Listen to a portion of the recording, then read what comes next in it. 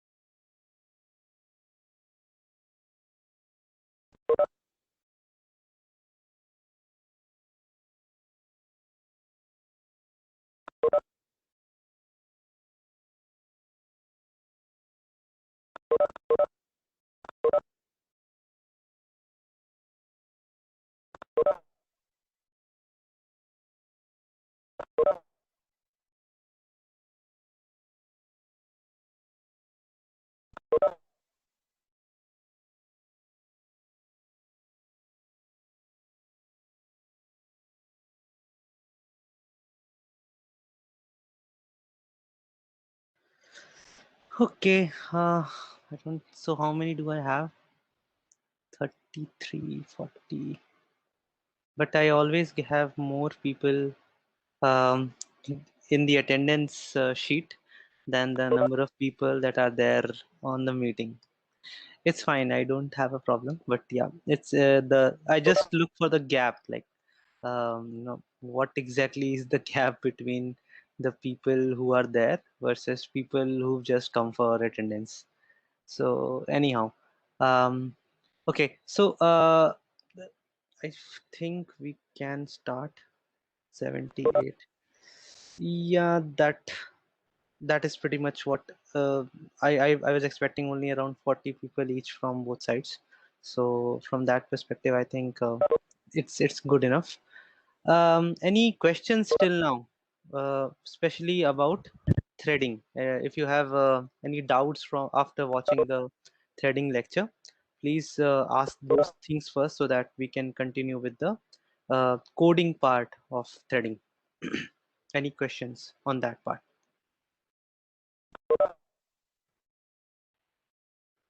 So I know that threading itself is an advanced concept, and you will get to know about threading when you study operating systems.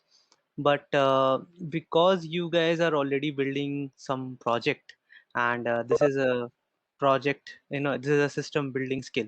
So I thought, why not just give you a hint of what threading is? Of course, it will be helpful for you whenever you actually study this concept during a class. But I thought, maybe just giving you a hint will also be helpful for you to use such a kind of thing when you are writing code. Okay, I've told it already that coding is not really that big a deal, but yes, when you do things like state modeling, when you realize that you have to, I will study state modeling next. But if you are doing state modeling, if you know that your application is multi-threaded, or you can use multi-threading in your project, then your thinking might change. Okay, there are certain things which you might not be able to do without multi-threading. So this is why I just gave you an idea of what multi-threading is, and now we are going to have a look at some code today of how you can do that in C or C++. So any questions? Shall we start? Okay.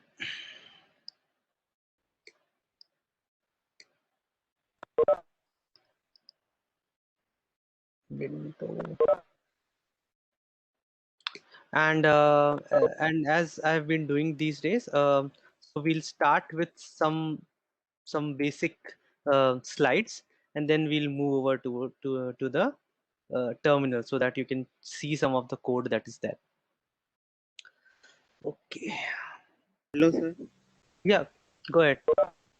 Sir, what if, sir, if a program is multi-threaded and a Mm-hmm. system has only one processor, one core Mm-hmm. only? Mm-hmm. Then how So will the program run? okay, so basically, this is what we discussed last time, that even if you have a single core, there is a kind of time sharing.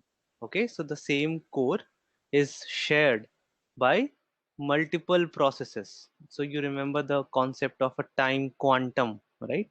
So a time quantum is basically a small amount of time for which one particular process gets access to the CPU, and then it has to relinquish the access. It has to relinquish its control over the CPU, and then this can be given to another process. So if you do this switch really fast, I'm talking about microseconds, nanoseconds level switches. If you do it really fast, it might seem to the user that multiple processes are executing simultaneously, right? So let me give you a very simple example. When you guys have food at home, it is quite possible that uh, multiple people sit on the dining table simultaneously, right? And there is some person, okay, let's say your mother, who's serving everyone, right? So she serves, let's say she serves you, then she serves your sibling, someone else, so it's like it's the same person, but she's serving not very fast, but yeah, in this context fast. So it probably takes our mothers only a few seconds or maybe a few minutes to serve the food, right? And then when someone else will walk in, just to take a peek, they'll actually realize that everyone has been served together, right? I mean, it will feel that uh, you are all eating together, and so you are all being served together. But it is not really the case. It's not like you were served together. It's just that you were served so fast by your mother that for someone from outside it might seem that you are being served in parallel. The same thing is there with processes. There are so many processes that are running in the system at the same time, but they all execute, right? They all get chance to execute. It's just that there is a switching happening between. Any question? Okay, I think someone's mic was on. So this is why it might seem as if multiple processes are executing simultaneously, but they're not really simultaneously executing. It's just that each process makes some progress as in it executes, let us say, certain instructions, and then it goes into the ready state. Then very very soon, I say, right, because these quantums are small and the switches are happening, so very soon it gets the chance again to execute, and then it executes a little more. And remember that uh, the computers work in the time frames of sub-second, right? So even 500 millisecond is like too slow for a computer. Okay, computers usually work in nanoseconds and microseconds and picoseconds, something like this. So for them, it's not at all an issue. And for us who see things probably in terms of seconds, for us it's like all the processes are concurrently executing. So even if you have a single core machine, even if you have a single CPU machine, threading can still or let us say, I'll actually say multitasking, where multiple processes are being executed simultaneously. So multitasking can make you feel as if multiple threads, multiple processors are available on your system, but it is not exactly the same. Any other doubts about the overall concept of multitasking or multi-threading? So multi-threading is just multitasking, but within the boundary of a process. Okay, within, let us say, the boundary of a program. That is the difference. Any other clarifications from the last time?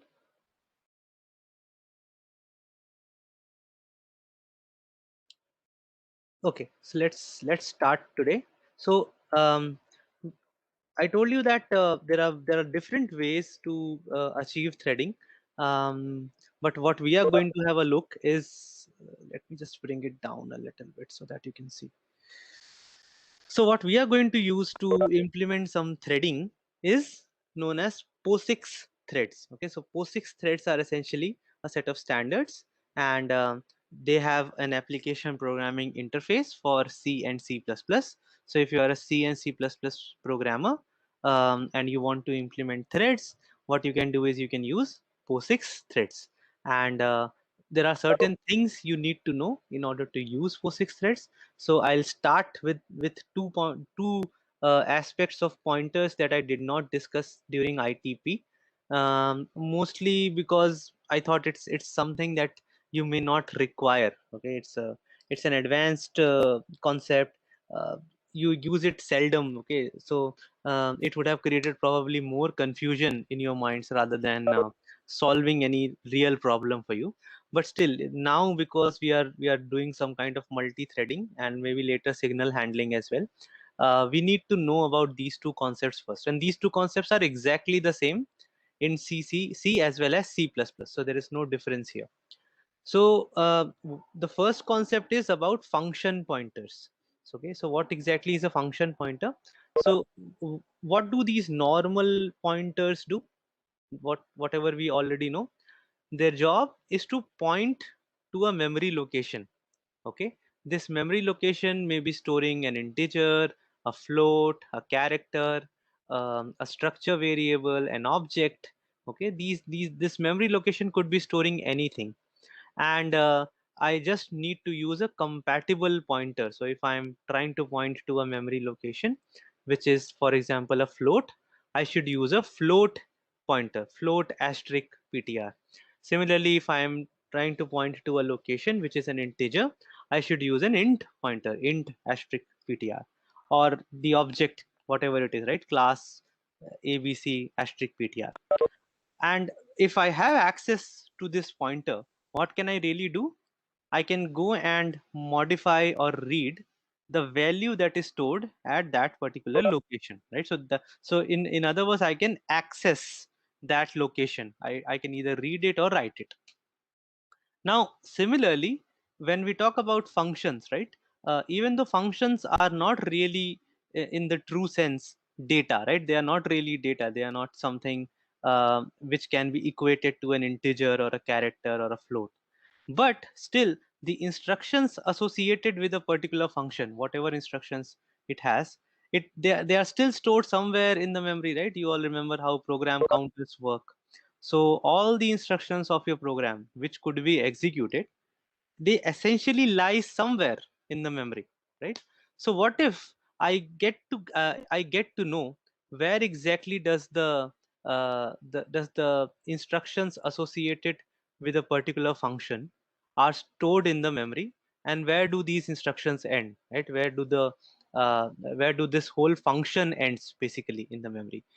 If I want to know, if I want to store this particular value, right? If I want to access the function, so whenever I say access the function, it essentially means calling the function. So whenever I want to call a function using a pointer, that too is possible.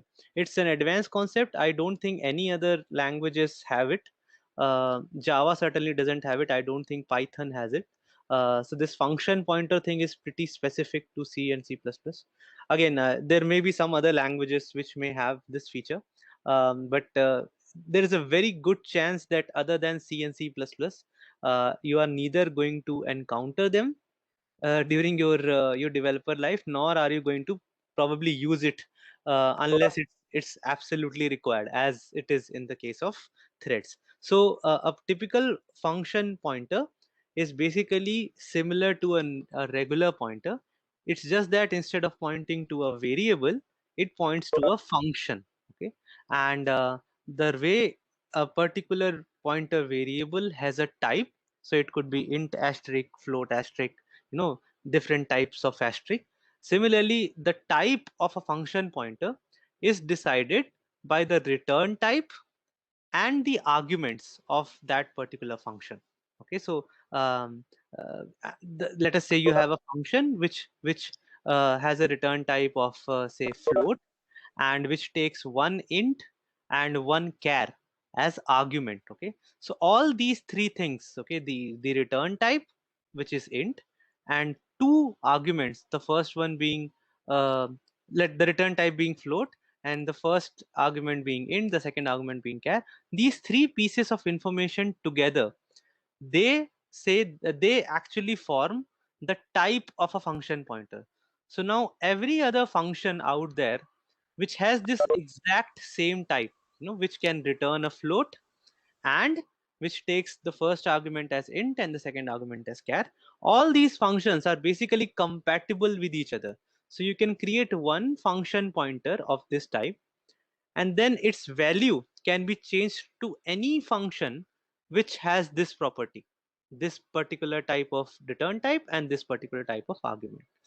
Now you might say, why exactly are we doing this? What is the need of having a function pointer, right? So this is where the need arises. Okay, let us say you are planning to build something where you still don't know what function has to be called at what point of time in your in your program, right? So even which function gets called has to be decided dynamically, right? So for the same set of situations you might need to have different functions different times. So basically the function name itself, right, the function to be called, I'm saying that that itself has become a variable. If there is there is a peculiar condition when you have such a kind of situation, under these circumstances do people use function pointers. Okay, so now I'll give you an example. We'll see the example of function pointers when it comes to threading, but this is the overall idea, and now you can understand why I did not teach you this in ITP, because it's a very abstract use case. Generally you will not really require something like this when you are programming, right? You've been programming for a long time, and I don't think when many of you would have even encountered function pointers, right? I mean, how many of you have used function pointers, by the way, even though I have not taught it in the class? There's a very good chance that very few of you would have even required or felt the need of using a function pointer. But yeah, so it's an abstract C++ concept, but it is useful in under certain circumstances. And it is when, let us say, you want the variable of that function pointer to be able to point to different functions at different time during the program, and then if you want to call any of these functions, you simply use this pointer to call them. Okay, and the way to do that is simply like this: you put the name of the pointer here, you put the equal to, and then you put the name of the function. The actual declaration for a function pointer is a very cryptic one. I'm not going to go into the details because you really don't need to know this. Just for calling a thread, you don't really need to know this. For calling the threads, all you need to know is that the name of the function is treated like its address, right? So that is the only thing you need to know here. There's one more concept that is pending from the pointers world, and that is known as the void pointers. So so one of the problems that you guys have probably already seen is the conversion of one pointer type to another pointer type, right? We even saw some of those weird output examples where even though the memory is pointed by an integer pointer, but you're trying to access it by a character pointer, right? So the character pointer goes ahead by 1 byte at a time when you do plus plus, whereas the integer pointer jumps by 4 bytes. So all those things you have tried, right? And you know that there are so many ifs and buts associated with using one pointer for the data of another type. So C and C++ provides one specific type of pointer called the void pointers.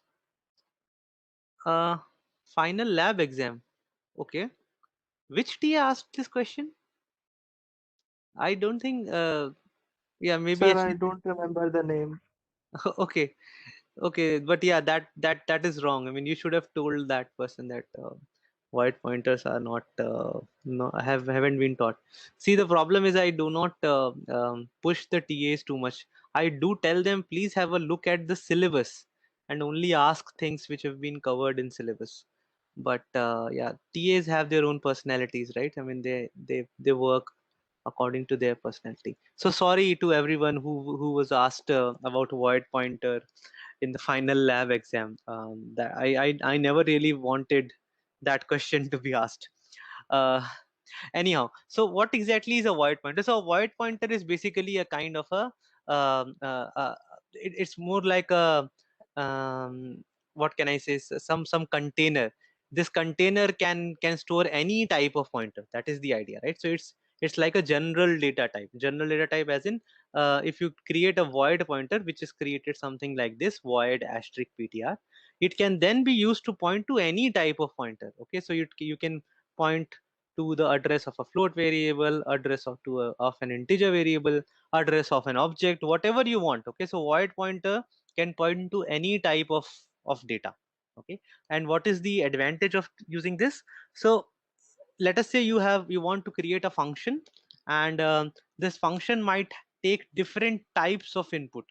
Okay, different types of data. Sometimes the function might need an int, sometimes the function might need a float, so on and so forth. So in that case, you can create you can make the argument as void asterisk data, right? And now you pass whatever data you want to.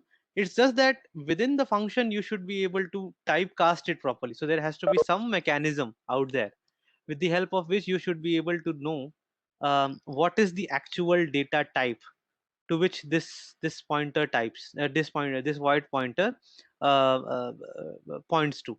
If you know that, then the way to access it is you simply put a typecast over it. So let us say, actually it should be ptr, right? I mean, that is wrong. So if I put ptr here and then I put float asterisk, right? So then it is basically saying please interpret whatever is stored in ptr as a float pointer. And similarly, if I put ptr here, it means please interpret anything that is stored in ptr as an integer pointer, right? So you can typecast it to whatever type you want and use it, right? So what is the advantage of a void pointer? A void pointer can be used to catch any type of data. Okay, it can be used to point to any type of data. And when we are trying to call a particular function, if you create a particular argument as a void asterisk argument, you can then pass it any piece of data. Again, there has to be some way to figure out what exactly is its type. Okay, but as long as you have a mechanism to figure that out, you can use void asterisk ptr, the void pointer, to pass and return any type of data. That is the crux of the matter. So why did we actually go through these two rather abstract concepts in C and C++? Because when you start using threads, when you want to create a thread, the first thing you need to know is this, that there is a method called pthread underscore create. And by the way, it is present in the pthread.h file. This is something that I told you last time itself. So this method has 4 parameters, and it can be used to create a new thread of execution. The first parameter is a type of pthread underscore t. This is essentially a long integer. Okay, the first type, it is a pointer to you can consider a long integer type. And what really happens is whenever you create a new thread, each thread is assigned a unique id, a number. Okay, and this number is stored in this first data type, first argument. Okay, so you pass it by reference, and you pass it by pointer basically. See, all this code is applicable to both C as well as C++. And since C does not have the concept of a reference, wherever we are talking about passing and returning by reference, we are basically meaning passing and returning by pointer. So the first parameter is a variable in which the thread's id gets stored.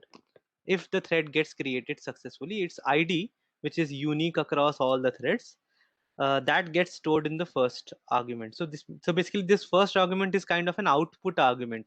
Its value doesn't matter. After the call, its value will be set to the id of the new thread.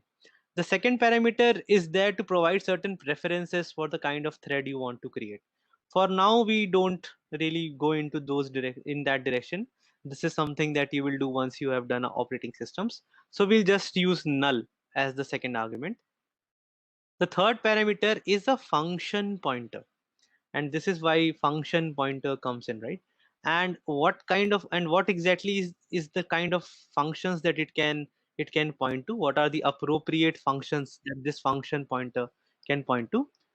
It's any function which takes one data type of void asterisk type, just one.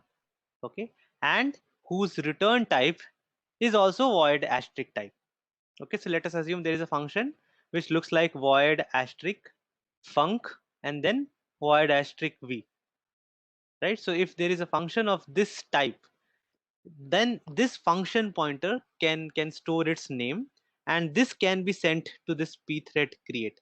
Why are we doing this? I'll show you when I show you the code.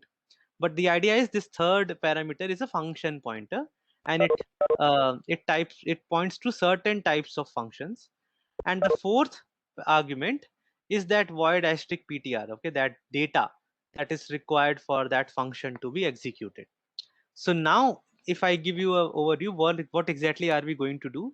Whenever we create a new thread, essentially what we are asking the thread library is that please create another thread of execution, and in this second thread of execution, please start executing this function. Okay, we'll provide it a function pointer. So we'll say please start executing this function as a separate thread of execution, and if this particular function requires any data, that is passed to it, a single argument, only a single argument can be passed. But of course the single argument can also be an object, a complete object. So or an array, so you can basically do clubbing of data into one class or one array, and then you can pass it as an argument to that function. So this is what pthread create is going to do. It is going to create a new thread for you, and if it is successful, it returns a 0. This call will return a 0. Otherwise, if it is non-zero, it is basically some kind of error, something happened while you were trying to create the thread. If you want to check more about this particular function, you all know how to use the man pages, right? So you type man space and the name of the function, which is pthread create. And this is the typical scenario of how threading works. Okay, so let us say till here this is a single threaded application. Okay, just the main, let us say just the main function executing or so, and then at one point of time you made a call to pthread underscore create. From here onwards, now there are two threads of execution.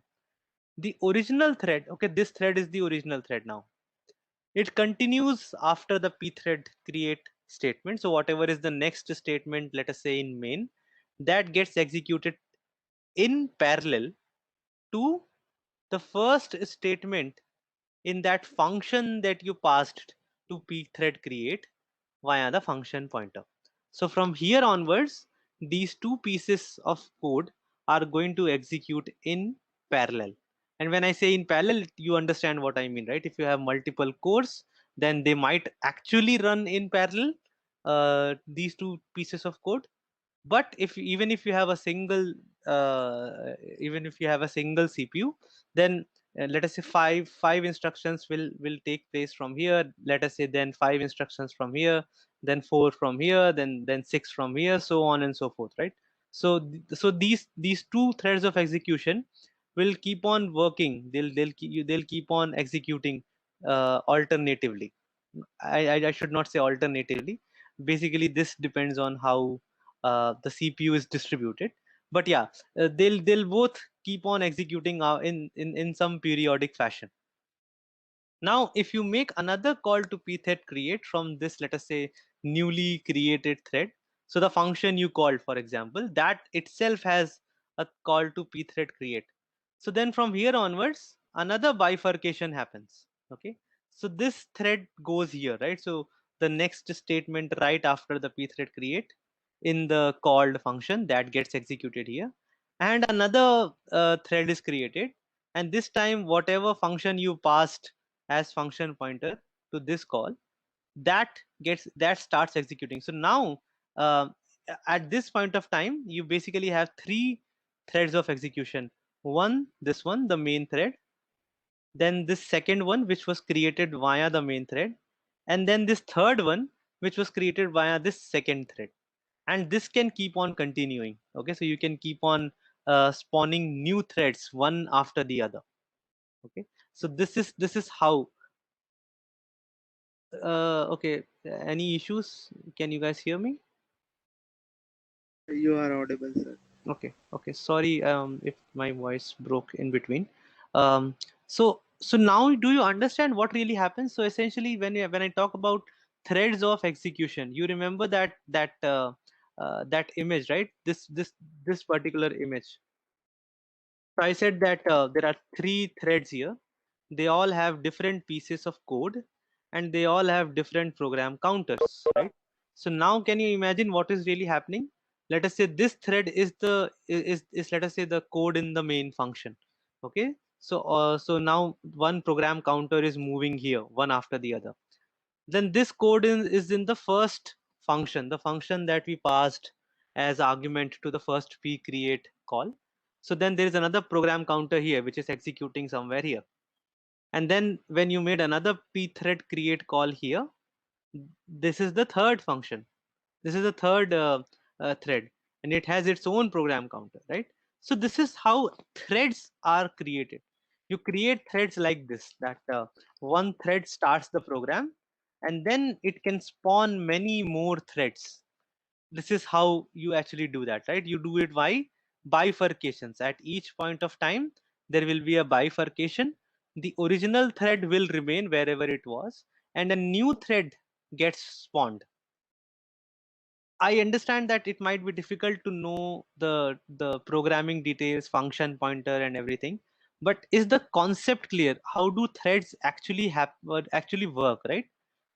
Do you understand this? That you basically start only one execution set, let us say, right? So you keep on executing everything in the main, one instruction after the other. But then at some point of time, pthread create is encountered. So from there onwards, now there are two pieces of simultaneous execution. One is the main itself, where you were executing, right? So the next statement after pthread create is executed. The second one is the new thread. And what exactly does this execute? It executes the function that you passed pthread create as an argument. Then within that, if you make another call to pthread create, a third function will be introduced, a third thread will be introduced, and then so on and so forth. You can spawn as many threads as you wish. So do you understand it conceptually? Don't worry about the code. I'll show you the code example just now. But do you understand conceptually how threads work? How do they work like this? How do you spawn one thread after the other? If there is a problem with the concept, I can go over it again, because the code will only take like 10-15 minutes to explain. I don't go into too much detail in the code anyhow.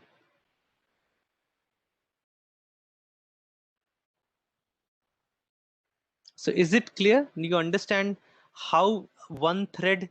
So it's like, again, it's more like a parent child relationship. So in the beginning you just have one thread. Okay, then this thread gives let us say it spawns one child. It can spawn multiple children as well, by the way, right? So in this diagram I can say that the next p thread create is here. Okay, at this point of time. So then the second thread will probably will again be the child of this thread only, right? But from here onwards you have two threads. This can spawn a child, or this can spawn a child, right? So and this spawning can continue to whatever level you want. So is this part conceptually clear to everyone? And your homework, by the way, is that whatever projects you guys are doing, now you have to start thinking from the perspective of parallel execution. Is there anything in your project which should or could execute in parallel? Okay, so a typical example is something like this. The user wants some information from your system, and to do that you have to open up a file and read that file and then show that data to the user. By the time this happens, you can ask the user, okay, I'm fetching the data for you, would you like to do something else? Something like that. I'm just trying to give a very vague example, but yeah, this is one of the ideas that uh, you know by the time we do something for you, let us do something else, something like this. So now start thinking from the perspective of threading, that whatever projects you guys are doing, Are there any instances where it will be great if you can do some execution in parallel? Okay, again, don't worry about the final implementation. I've said this multiple times. I want you guys to develop a thinking, how to build systems. That is what I'm trying to teach. So now onwards, think in terms of multiple threads simultaneously executing. How can it make your application more interactive, more user friendly? Okay, so think from that perspective.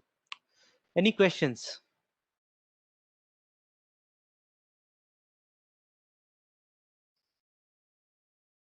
Okay, so then otherwise, I just have one more thing to show you, talk to you about, and then we'll go straight to the code part. So this is the simplified view of how threads look like, right? So basically you have one process, there is some common memory within this process, and then there is some thread specific memory, and then there is a program counter for the code that is being executed in this particular thread of execution. And then okay, so there are independent, these are independent things, and there is some common memory area. So so for so, so this so-called common area can be very useful for communicating between threads. Okay, so when I say communicating between threads, what I want to say is that one thread wants to know about certain events whenever they occur, and this event might actually occur because of some other thread. Let us come back to our WebEx example.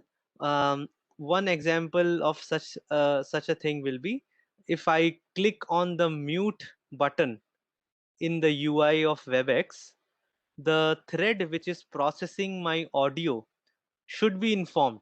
Should be informed that someone, this person has muted him or herself. So from now onwards, you are not supposed to transmit the voice, right? So assuming that the thread which is transmitting the voice and the thread which is looking for UI events, they are two different threads. This is the kind of thread communication you need, right? That whenever I click on a particular button, the other threads should be able to know that something like this has happened. Okay, so this is where you need communication between the threads. Whatever threads you are having in your application, you would like them to be able to communicate with each other, and the easiest way to do that is using global variables. Why? Because global variables are stored in that so called common area. Okay, that common area, if you store, if you make any changes to this global variable, a particular global variable, it will be visible across all executing threads. Okay, so a typical scenario where you use such a kind of communication is something like this. Let us say you have two threads, thread I and thread J. This and this thread I is waiting for an event to occur. And what is that event? It could be something that thread J is doing. Okay, let us say J is doing some work, and it has there is a global variable, let us say int, a char flag. Currently the value of flag is n. As soon as thread J completes its task, it sets the value of flag to y, right? And in thread I, you are just putting you have put thread I into a loop where it keeps on checking the value of this global variable, let us say the flag variable.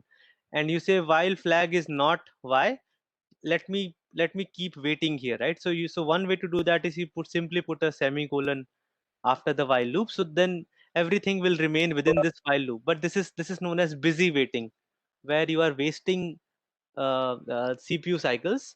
Another way to do that is to use some waiting mechanism. There are some waiting mechanisms available in all thread libraries. So you can basically say, okay, I'll wait till this value is changed to the desired value. And whenever this particular statement is executed in thread J, this wait will get over, and then you can do whatever required stuff is there. So this is the simplest example of thread communication, where you have a common variable which is accessible to both. There is an issue known as thread safety issue, but for now don't get into that detail. So I just want you guys to see how simple threads can be made, and a very simple communication can take place between two threads. The reason for this is, I hope maybe at least some of you would like to use it in your projects, or that it might actually motivate you to read a little bit of operating systems and then try to go ahead further, because all these things are really exciting. Okay, multi-threading is very exciting. The first time you see it, so many you're now open to a new horizon. Till now, whatever your brain thought about, it was about doing stuff sequentially. Okay, whatever programming you've done till now, that was sequential programming. Everything happened one after the other. Now you can start thinking about doing two tasks or three tasks together in the same program. Okay, and they are all executing in parallel with each other. So if that part excites you, then of course I have put some additional reading content. Actually, I think I should have I haven't put it as of now. I'll put it towards the end of the PPT. So you can read a little bit more. The problem is, it might be difficult for you to understand it without studying operating systems. But still, whatever code I am going to show you today, for that you don't need to know any operating system concepts. That is a very simple example of threading. So before we move into the coding part, do you guys have any questions on the conceptual understanding?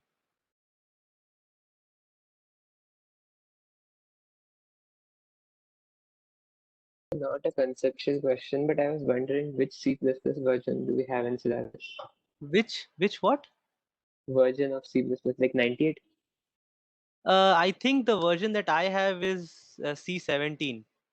I did not check it formally, but from what I know, it is 17, 2017 version.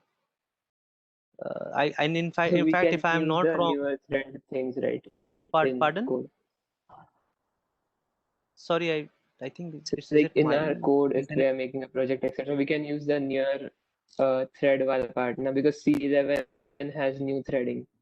It's much better, like more manageable, at least in my opinion.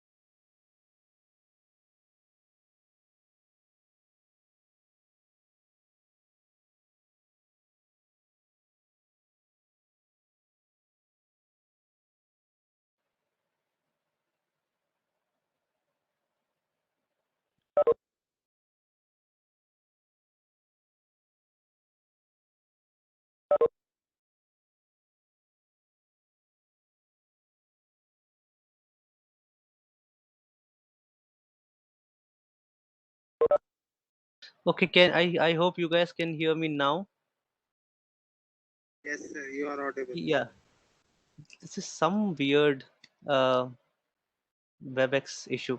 Okay, so who is the presenter now? I don't know who is the presenter. Sir, you are the host. Yeah, I am the host, but I'm not the presenter. So who has become the presenter? Sir, Shankar. Shankar. Oh yeah, that's Shankar. Shankar, can you hear us? Yes, sir. Can you make me the presenter again?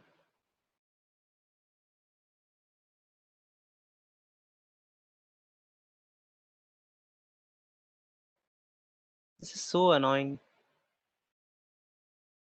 Uh, you will have to. Yes, if we can use the newer threading in. Yes, I mean, see, Pranav, you can use anything that you want. The idea was just to give them, give everyone an understanding of what threads it. To be honest, I'm not even teaching anything more than pthread create. To be fair, I'm just trying to tell people that there is a concept of parallel processing. Okay, and this is the overall idea. So for your projects you guys can actually have a look at these kinds of scenarios as well, right? So uh, Shankar, you have to click on my name, and then there will be an option called make presenter or something like that.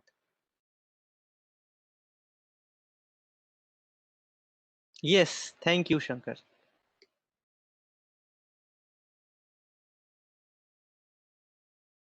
If you were in a physical room, you would have gotten a chocolate. But then we wouldn't have required WebEx, to be honest. Yeah, so moot point. uh, okay. So yeah, Pranav, the idea is not really to talk about the specific specific versions of threading. Frankly, you will not even use threading unless you are working on some very specific C++ project. Because the ones that are there in the other languages are probably much easier to use. See, function pointers itself is a very cryptic concept. This is the only reason I did not teach it in ITP, because you generally don't need it. But I when I started writing code for this example, I realized, oh, I have to at least talk about function pointers first, so that people can understand what it is. So yeah, please don't be please feel free to use whatever versions of the C++ threading library you want to use. It's up to you. Okay. Anyhow, so let us go and have a look at some code. So don't look at this code as something that you have to understand. Try to just match the concepts you understood versus some of the code that I'm going to show you, right? As I said, it is not something that you are supposed to know straight away. It is something that is a part of your operating system curriculum. It's just that I wanted to show you how system building skills. I wanted to show some system building skills to you. So one of the system building skills that I thought of is threading. So can you guys see my virtual machine now? Great. So let us start with one example.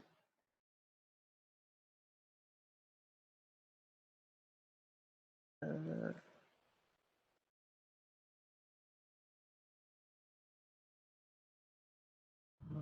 where is it?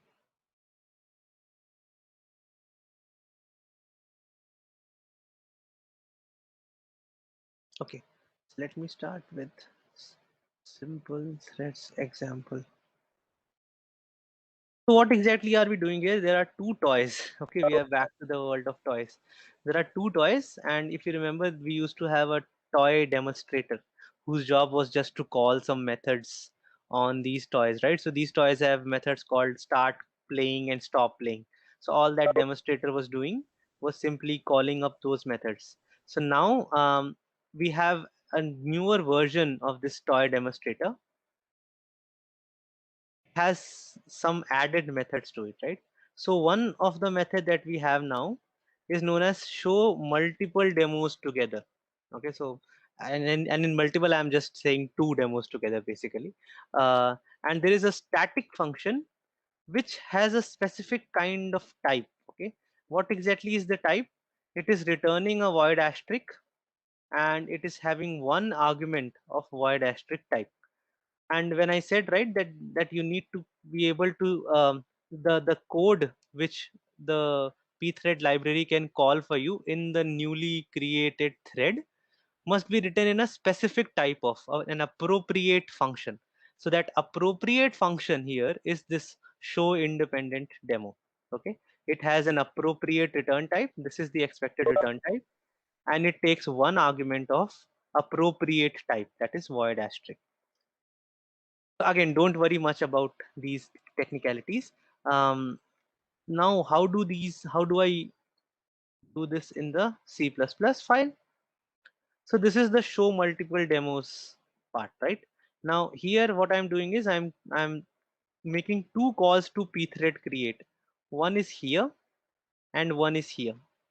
Okay, so what happens is during the execution of the main method, I just make a call to this function.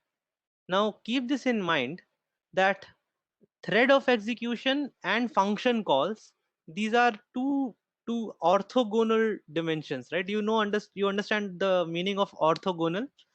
I think you guys all are studying mathematics, right? So you understand what is orthogonal. What are orthogonal dimensions?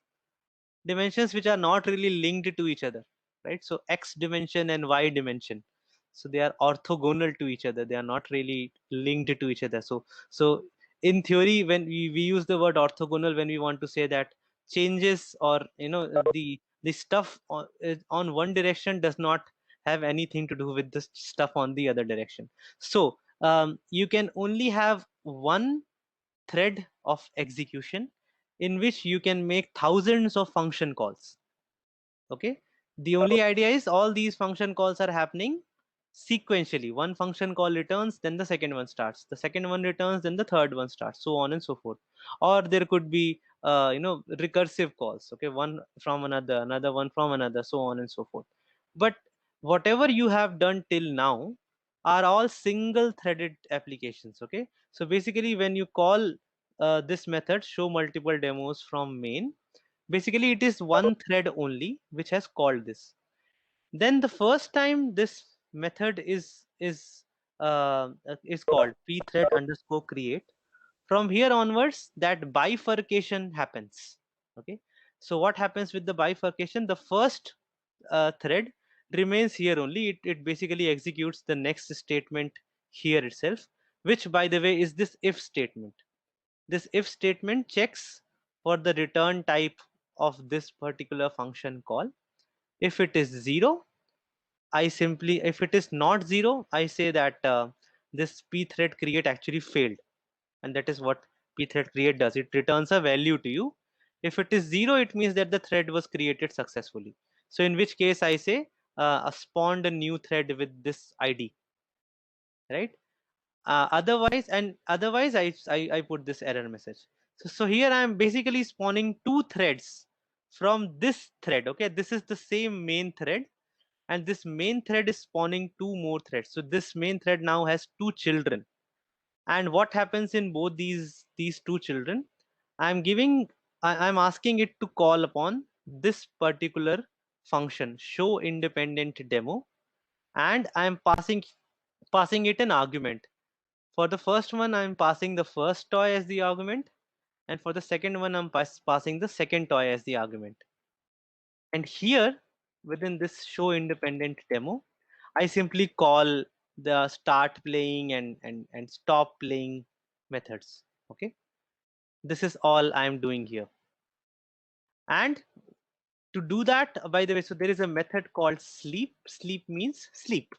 Okay, so whenever you encounter a sleep, the execution halts there for at least these many number of seconds. At least it could be more also, but you are guaranteed that there will be at least 5 seconds of difference between the execution of this and the execution of this, right? I'm just doing it so that you can see some output on the screen. Otherwise, it just finishes off so fast you don't even realize what happened. So I am creating two threads here, and the idea is that both the demos are going in parallel, right? So that is the only basic idea. There is a function called pthread exit. um, the pthread exit function, when it is called from the main thread, the thread from where your execution started, if you call this in the main thread, it basically says please wait for all the children that I have created. Don't exit. Okay, if I do not put this, it what will happen is this function call will return, and if the main has no more instructions to be executed, this whole program will terminate. Okay, even if these two poor fellows have not yet done their jobs. Okay, so in order to wait for these two fellows, I have simply put a pthread underscore exit. So this is a way to, this is a hack to stop the program till all the children that was spawned in this particular main thread have not completed. So if I run this code, you can see that some waiting is happening right now, right? And that is basically 5 seconds for both the threads. So both these threads started at some point of time. You would see that this line was there right before. In fact, let me run it again. This line is already there. It has already spawned two threads.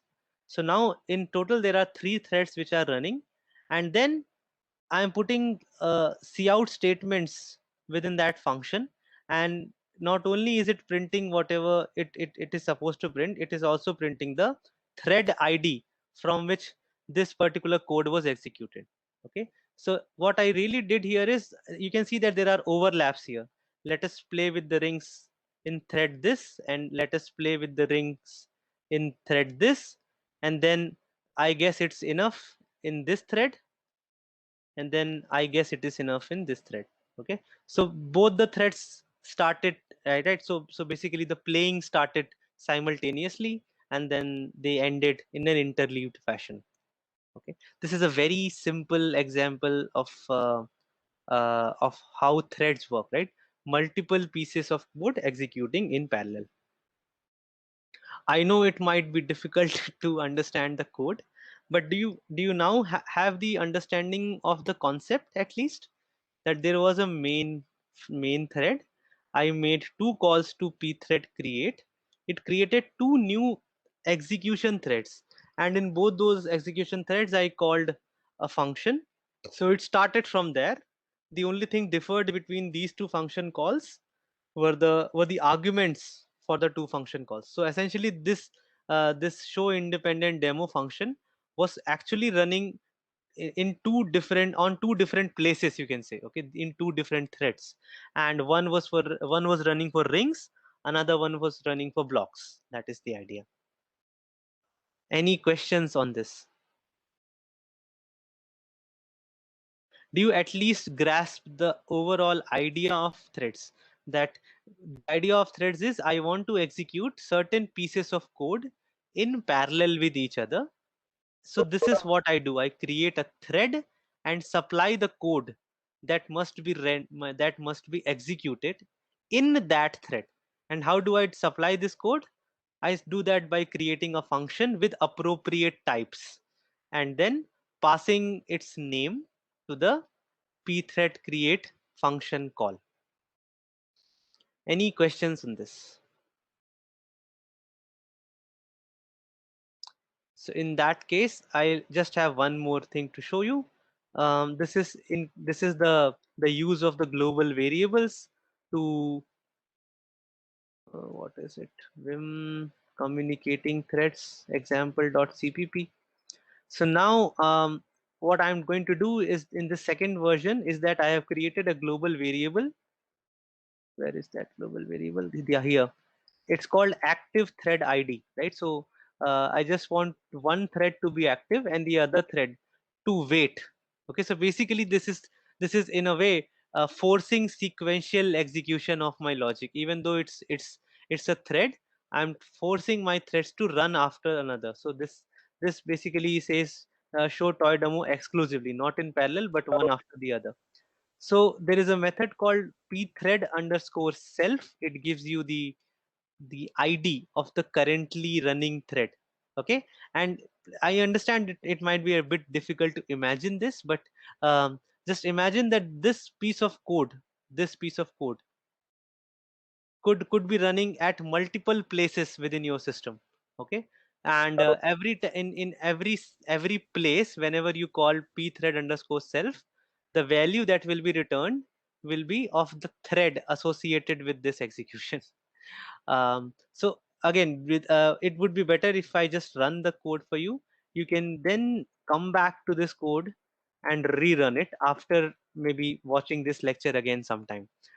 So by the way, all this system building code that I'm teaching you, it is not going to be a part of your end semester exam.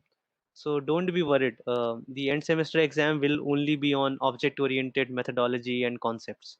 I'm teaching all this system building stuff to you so that as something that can be helpful for you. Okay, so don't be worried that if I don't know how threading works, how will I, what will I do in the end semester exams? Just try to understand the concept. That is what I'm trying to teach you. It is not going to be there in the exams. So just try to understand the concept here. So if I run the code here, so you can see that both the threads have been spawned, but only one thread has actually shown something, right? The second thread will come up later. Here is the second thread. So once you could see that the first thread kept on executing and the second thread came on later, right? So I have forced these two threads. Actually, yeah, this is the first thread. When the first thread executed, and now you can see the comparison here. The let's play part came first for the same thread, and then I guess it's enough came. And then the let's play part came for the second thread, and then the I guess part came. Why? Because I have forced these two threads to run one after the other. Whereas here, this is what is happening. The let's play part came for both the threads, and then the I guess part came for both the threads. So basically the thread started executing in parallel here, and here I forced one of the thread to wait for the other thread. And how did I do that? I did that by doing this. That as long as the active thread ID is something else, please keep on sleeping. And how do I change the active thread ID? I do it here. Right. So there is a method called pthread underscore join. So join means there is an executing thread. Please stop executing till this thread has finished its task.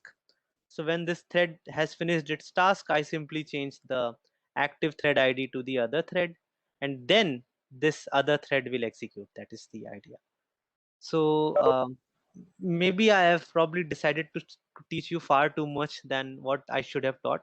In fact, I have started realizing it now that it's probably too complex for you. But don't worry, it is not going to be a part of the end sem. So please try to learn whatever you can, how much you can. Any questions?